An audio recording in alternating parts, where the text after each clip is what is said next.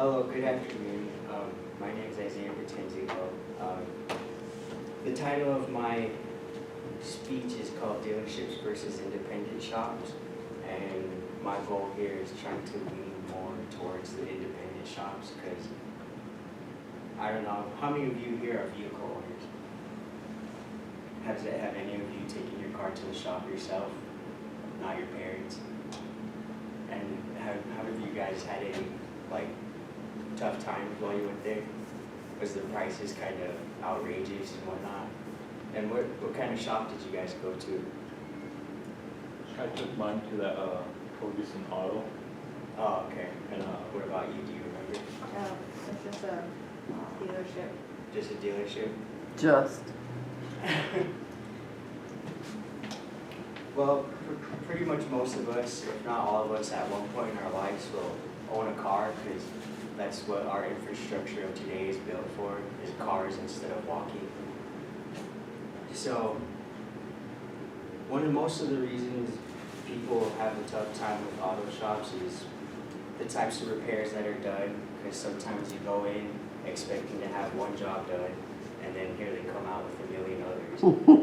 And then, or you get your job done, and when you get your car, and you see how much the bill is, and you didn't expect it to be hundreds of dollars for a front brake job.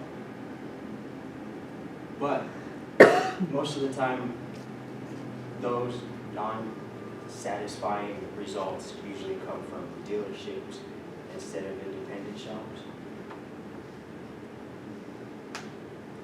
There's 292 million registered motor vehicles and commercial vehicles that are on the road today, and over 70% of them are repaired by independent repair shops, compared to the 30% that is done at dealerships, and that's mostly just because of recalls and warranty jobs. You can't get those at independent shops because they're not dealerships. Dealerships work with manufacturers, and if an independent shop wanted to repair your car for a recall or something, or a warranty or whatever, that independent shop would have to pay out of pocket just to get the information, the tools, and the equipment needed to repair your car.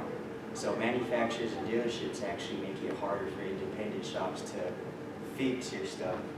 And independent shops are kind of one of the only auto shops around that will, work with you if you need. They'll tell you what you need now, what you can wait on later. If your pricing isn't in your area that you're comfortable with, they'll figure it out. And 9 times out of 10, that's what I've experienced, and that's what other people have experienced here. I have some responses from people that have taken surveys. Like some of the responsive vehicles they said from Philip Lavella of Stockerton, PA. He said, when I first moved to the area, I went to a dealer and felt I was told I needed a lot of work that wasn't necessary. And when he took his Jeep Liberty and his 1999 Oldsmobile to a small independent shop, he said he was giving so much advice on it, and this is what you need, this is what maybe can wait until you get more funds, or if you're able to come get it changed out. And he was more satisfied with the independent shop than the dealership that was just throwing parts at him, running a bill up on him, and everything that, we don't appreciate at all, because we're here to get our cars fixed so we can get from point A to point B.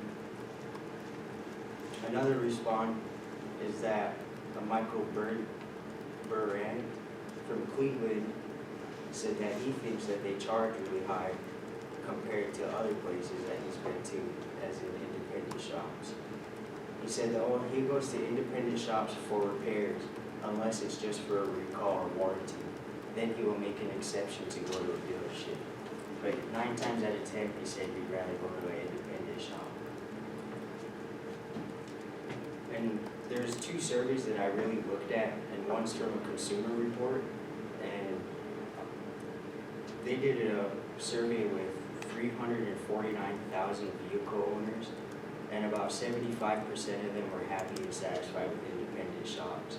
and the rest of it was just dealerships because, like I said, dealerships, they have special technicians that will work on specific brands like Porsche, Lamborghini, Ferrari, BMW.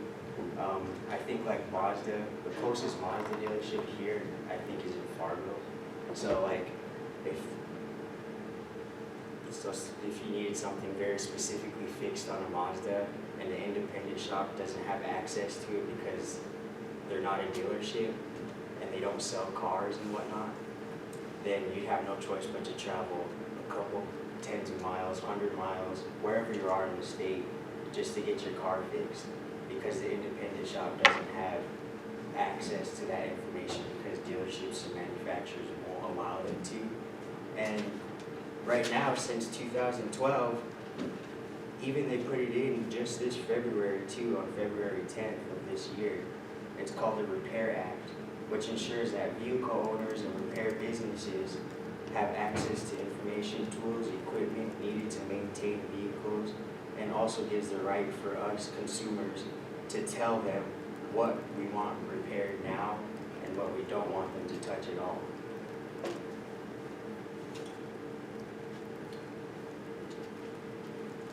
But dealerships are not all that bad. So if you buy a new car and you get a warranty on it, because everything comes with powertrain warranties and stuff, I would take it to your advantage to use that warranty because it's free. And for every recall that you do get on your car, I would take it to a dealership because it is free. Also, you don't have to pay out of pocket or anything for any of those to get repaired.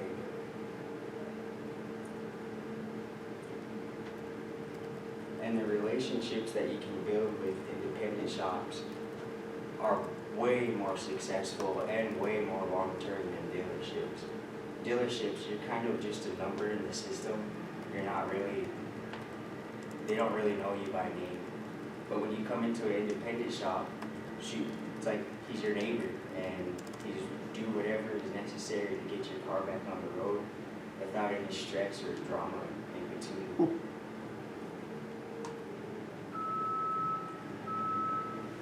But all I can say is that go look around, go check out certain shops, test them out, go in for an oil change or something simple, nothing crazy.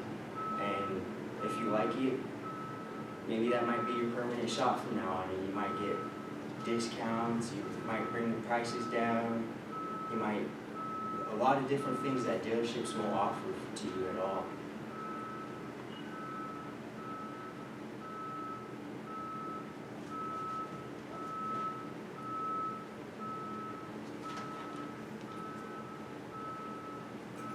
Yeah, that's about it.